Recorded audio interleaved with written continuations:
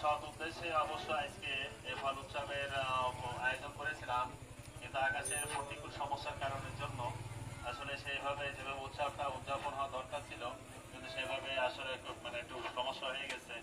তারপরে তারপরেও আমরা যেহেতু বাজারের দিনে করেছি, যে বাজারে আমাদের অনেক ভাইরা দোকানদার আছে এবং আমরা সাধারণ মানুষ আজকে বাজার করতে আসি।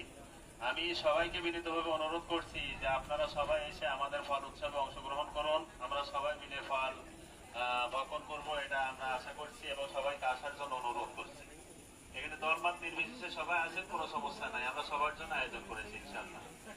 তো যাই হোক, সম্মানিত ভাইরা, আল্লাহ রাব্বুল আলামিন আমাদেরকে মুসলমান হিসেবে যাদেরকে তৈরি করেছেন, সেই মুসলমান ভাইদের জন্য আল্লাহ রাব্বুল আলামিন কাল হাসরের ময়দানে বিচারের পরে একটা জায়গার কথা আল্লাহ তাআলা উল্লেখ করেছেন, যেখানে আমাদেরকে দেওয়া হবে আল্লাহর নেককার বান্দাদেরকে আল্লাহ রাব্বুল আলামিন জান্নাতের শুভ সংবাদ দিয়েছেন।